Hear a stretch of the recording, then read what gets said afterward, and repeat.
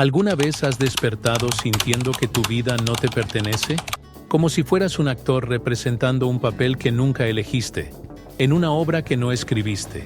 Esa sensación de vacío que aparece en los momentos más inesperados, cuando logras algo que creías que te haría feliz, pero solo sientes más vacío.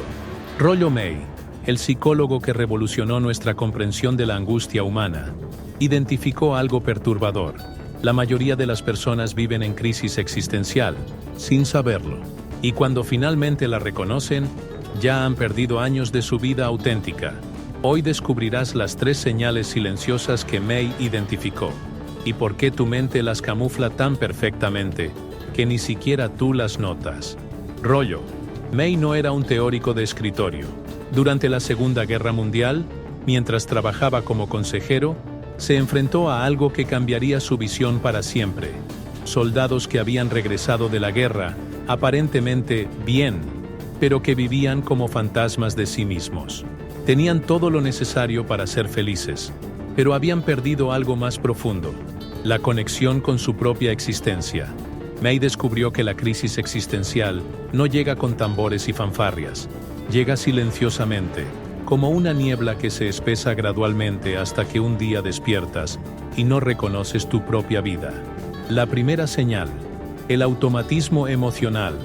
May observó que las personas en crisis existencial desarrollan lo que él llamó respuestas emocionales programadas. Es como si tuvieras un manual interno que te dice exactamente cómo sentirte en cada situación, pero esas emociones no son realmente tuyas. Piénsalo. ¿Cuándo fue la última vez que sentiste algo genuinamente sorprendente? No me refiero a una emoción intensa, sino a una emoción que realmente te perteneciera, que brotara desde tu núcleo más auténtico. La persona en crisis existencial sonríe cuando debe sonreír, se entristece cuando debe entristecerse, se enoja cuando es socialmente aceptable, pero por dentro hay un silencio extraño, como si fueras el director de una orquesta, pero hubieras olvidado la música. La segunda señal: la ansiedad. Sin objeto, May identificó algo que llamó ansiedad ontológica, una ansiedad que no tiene un objeto específico. No es miedo a perder el trabajo, a la enfermedad o a la muerte. Es algo más primitivo. Es el miedo a no existir realmente.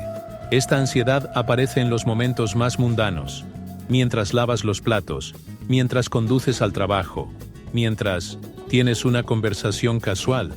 De repente, una pregunta te atraviesa como un relámpago. ¿Qué estoy haciendo realmente con mi vida? Pero aquí está el truco de la mente. Inmediatamente después de esa pregunta, aparece una distracción. Tu teléfono, una tarea urgente, una preocupación menor. Porque enfrentar esa pregunta requiere un coraje que pocas personas están dispuestas a reunir. La tercera señal: el síndrome del espectador. May notó que las personas en crisis existencial se convierten en espectadores de su propia vida. Ven pasar los días, los meses, los años, como si estuvieran viendo una película de otra persona. Toman decisiones importantes: con quién casarse, qué carrera seguir, dónde vivir. Pero esas decisiones no emergen de un centro auténtico. Emergen de expectativas externas, de lo que debería hacer, de caminos que otros han trazado. Es como vivir en una casa que nunca elegiste, comiendo comida que no te gusta, hablando un idioma que no es el tuyo. Todo funciona, todo parece normal, desde afuera, pero por dentro hay una sensación constante de extrañeza. Pero aquí está la revelación más profunda de May. La crisis existencial no es una enfermedad, es una invitación.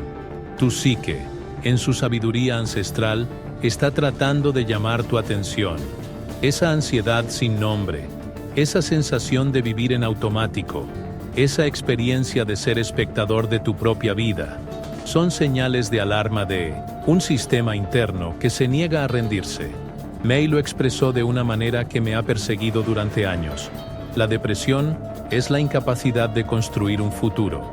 Pero yo agregaría: la crisis existencial es la incapacidad de reconocer que el futuro que estás construyendo no es realmente tuyo. El momento más aterrador en la vida de una persona no es cuando todo se desmorona, es cuando se da cuenta de que ha estado construyendo la vida de otra persona, que ha sido arquitecto de una existencia que no le pertenece. Pero en ese terror, May encontró esperanza, porque reconocer la crisis es el primer paso para reclamar tu vida auténtica. Rollo. May pasó sus últimos años estudiando algo que llamó el coraje de crear. No se refería solo al arte o la literatura, sino al acto fundamental de crear tu propia existencia auténtica. Esa sensación de vacío que tal vez has estado sintiendo, esa ansiedad sin nombre, esa experiencia de vivir como espectador, no son síntomas de que algo esté mal contigo, son síntomas de que algo en ti se niega a conformarse con una vida prestada. La pregunta no es si estás en crisis existencial. La pregunta es, ¿tienes el coraje de escuchar lo que esa crisis está tratando de decirte? Porque al final, como May nos recordó, no se trata de encontrar el sentido de la vida. Se trata de crear el sentido que solo tú puedes crear. Y eso, esa creación de significado auténtico, es tal vez el acto más valiente que cualquier ser humano puede realizar. Tu vida te está esperando. La pregunta es, ¿cuándo dejarás de ser espectador y te convertirás en el autor?